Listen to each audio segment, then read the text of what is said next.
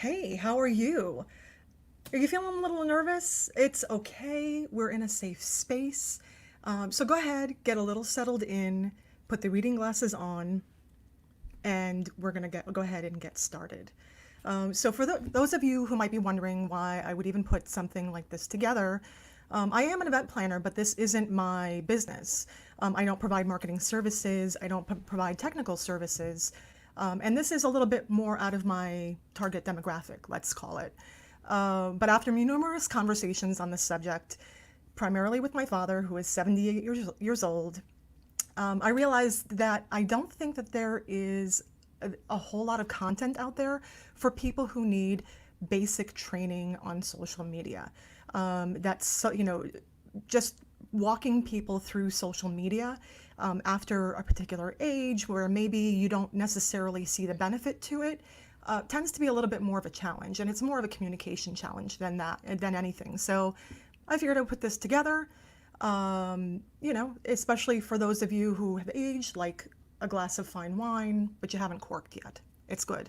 We'll get there. And if I can teach a man who, didn't touch computers until well after retirement, and who does not speak English as a first language, I figured I could probably teach you too.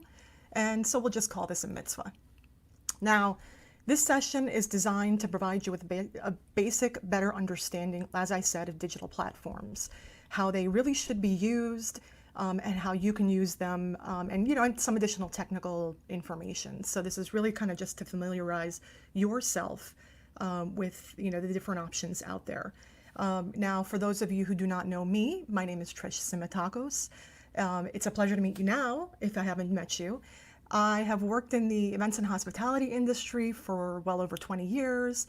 I am the owner of Trish Star Events, a boutique event planning and production events house based here in Washington, D.C. I'm a national speaker, and I'm also the host of the Trish Point O Show, which is based here on YouTube. So first, let's go ahead and lay out some ground rules, right? So the first thing I want you to do is relax into the process. Don't look at this first run as something that you need to break out your phone for and follow along. Just absorb the information, go through it. You're going to have a lot of questions. That way, when you do the replay, you'll be able to follow along then. And, it might take you 2 or 3 replays to, before you really get into the information you need. So with that being said, feel free to ask questions. You can ask the questions in the comment section live. You can ask them after the event is done. You can ask them 3 weeks from now if you have the questions, because the comment section is something that I monitor pretty frequently. So if you want to just go ahead and leave something there, I'll be happy to help if I can. And don't panic. That's the third thing, right? Just do not panic. There's always something that can be undone, once you've done it. So there's nothing, particularly, challenging about any of this. So we're going to go ahead and, start in on the presentation. If you see me kind of like multitasking, it's because I'm doing all the things and I've got multiple things happening on the screen in front of me. It's a challenge, no matter how old you are. So again, we're going to go right into the social media 101. Oh, here we go. Again, just reiterating the ground rules.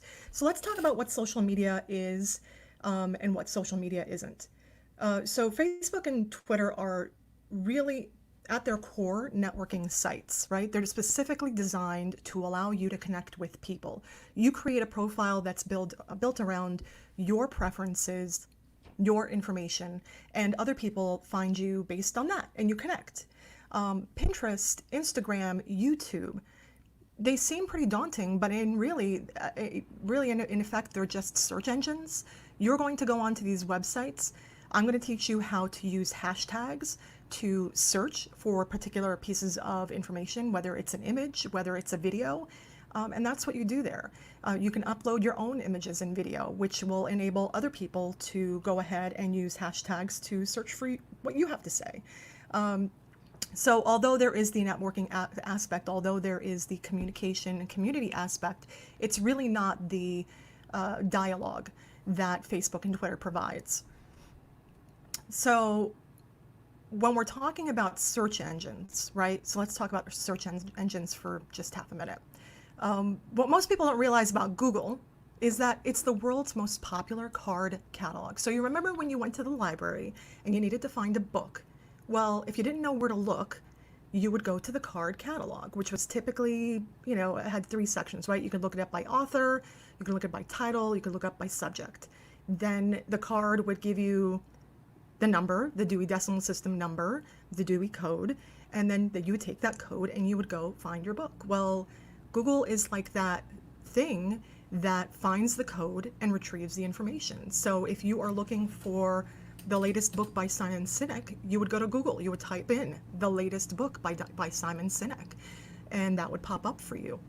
If you wanted to know, what's popular in, modern art, you would, you might go in and type in something as broad as modern art, or you might type in a particular artist and see what pops up. So really, when you think of it as just a searching tool, it becomes a lot less daunting for you. And again, Instagram and YouTube work in a very, very similar manner. So first, let's talk about the big 4 in terms of social media, right? Let's talk about Facebook and Twitter. So this seminar is designed, around someone who, knows the basics of how to set up a profile. It's really easy to do. You're going to go to facebook.com, twitter.com. You're going to, somewhere on that screen, do it from your desktop. Somewhere on that screen, there's going to be an indicator that says sign up, and then the sign up button will just walk you through everything you need to sign up. And that's how you get started. So when, of course, the first thing that you're going to do on either is you're going to post a nice photo, and you're probably going to start looking for other people it's going to look like a jumbled mess at first, these, and any of these social media sites, right? And you're going to think like, why am I even here? Well, it's kind of like a really massive networking party. Like when you walk in and you see 100 people, and many of whom you do not know, and you're thinking, why am I here?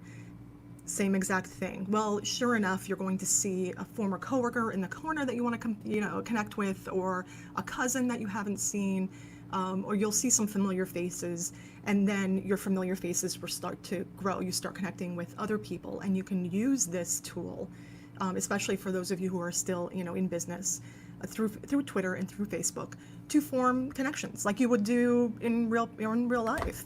You just, use it online instead. And big tip, especially in the beginning, don't accept profile friend requests from people you don't know. It really could be anyone on the other end of that. So unless it's someone you know and you trust at first, just stay away from that stuff. You just don't want to be bothered with it. And moving into the other tools that we're talking about, Instagram and YouTube, these are becoming incredibly popular in today's world. Instagram, well, they've been popular, let's face it. But even more so now that we're all locked up at home and we're trying to find different ways of communicating with each other and different ways of expressing, hobbies or work or just life interests. These are tools that are going to allow you to search for those things, gain inspiration, maybe some knowledge, some information, and also share. So let's say you are an avid gardener, right? You can create an Instagram page. You would go to Instagram.com, create your profile, and you would start loading all your gardening photos. And other gardeners would use the hashtag garden or gardener to find people like yourself who are into gardening. And that's what a hashtag is. It's just a search function. So, you'll see sometimes people, they use hashtags for all sorts of crazy purposes. They don't really understand what the hashtags are for. Sometimes they're doing it ironically. Sometimes it's a big joke. So I should say that right up front. But what hashtags are really there for in any of the search platforms is to provide you with a way of looking things up. So let's say you were looking for, you're on Facebook or you were on YouTube, and you wanted information on your alma mater. you went to Michigan, right? University of Michigan. You could use hashtag University of Michigan, and it's going to show you everything from University of Michigan. Now, you might not want all that information. You really might. Maybe you do. But you can narrow down the search by including things into that hashtag. So let's say you wanted to check in on the graduating class of 1977.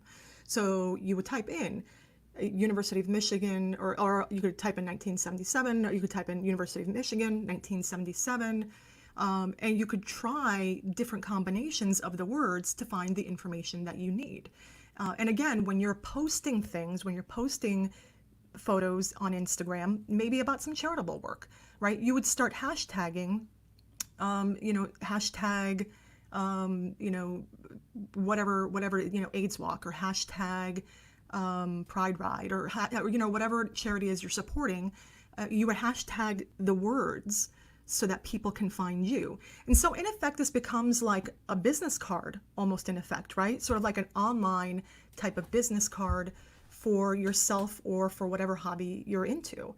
So if you kind of partition them, in that respect, Facebook and Twitter, in terms of connecting, networking, Instagram, YouTube, in terms of providing, almost like a calling card for yourself, then it starts to make a little bit more sense as to how this might fit into your life.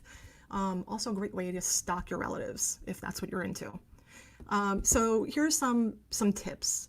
When you're trying to figure out content, when you're trying to figure out how to use some things. The help function for these websites is not always the most helpful, at least not from my experience. Sometimes I find it's just easier to go to Google and Google my question. So if there's something that I want to do on Facebook, I will go to Google and type in, on Facebook, how do I change privacy settings? And it'll pop up. Because, you go to Facebook, they're going to give you a very technical explanation, and I don't think that sometimes it's always that helpful. Whereas with Google, you might find other users, other people out there who have had similar challenges, who are like, yeah, you know what, their description of things is just not helpful at all. So here's my methodology of how to accomplish X, Y, Z. And then, and then that becomes easier. It becomes an easier go-to rather than trying to track down the help feature for each individual thing. Go to Google, type in what you need. Google will tell you. Because it's designed to, right? And another word for the wise, be careful when you're playing those games. Those games are used to, anything like, what color is your aura? Which unicorn would you be? What car describes you? All of it is designed as you're clicking through those buttons to give that program, that app, increasing levels of access to your profile. Most people don't realize that, but once you start clicking through, they have access to all sorts of information about you, because you're going to put in all sorts of information: your name, your phone number, your birth date, who you're related to. And there's an astounding amount of information someone can extrapolate just on those basic pieces of information alone, right? So don't give it to them. I know they look fun.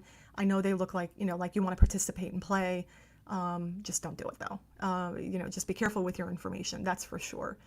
And when you're interacting with other people in the forums, just remember that everyone can see it unless you've changed the privacy settings. So, when you're saying things, just keep that in mind. We all see it. And, each site is really determined by what your goal is. So it's important to identify, when you're going into these things, like, what is the goal? Is your goal to catch up on friends and family? Perfect. Facebook is the thing, right? You're going to go on Facebook. You're going to connect with cousins and grandkids and long lost family members. You're going to see what's up with their lives. You're going to interact with them either through article posts that they posted or you posted, or different things that they're saying on their particular wall. So it's important to kind of go into it intentionally. And once you go into it intentionally, then you'll be able to establish, what you want to do once you're there, because, why bother unless you've determined why you're there. So let's talk through some Instagram basics, because this is an Instagram class. So again, when you're going to go online, you're going to establish a profile. You're going to fill out some basic pieces of information. When you're creating your description, Your description can, what we don't need in the description on Instagram is kind of like, your age, where you live, that sort of thing. What you probably want to do in your description is talk about what things you're going to be posting on. So your description is, I love gardening, I love cooking, and traveling, right? So, and those are the photos that you'll be posting and the photos that you'll be looking up. Gardening, cooking, traveling. Perfect. And then that way, when other people come and visit your particular profile, they'll be able to determine if it's a profile that they want to interact with. So again, just determine, what you're looking to do on these various social media websites, and that's going to dictate, a lot of, how you're going to use it. So I know that this was a very sort of short video. I didn't want it to be just very prolonged, because I wanted it to just be helpful. I wanted it to give you sort of like the primer basics of what you're going to do. And again, so as you're going through and as you're working through the various sites, just make sure to have some fun. But you can always delete it if it's no longer any fun or if it doesn't make any sense.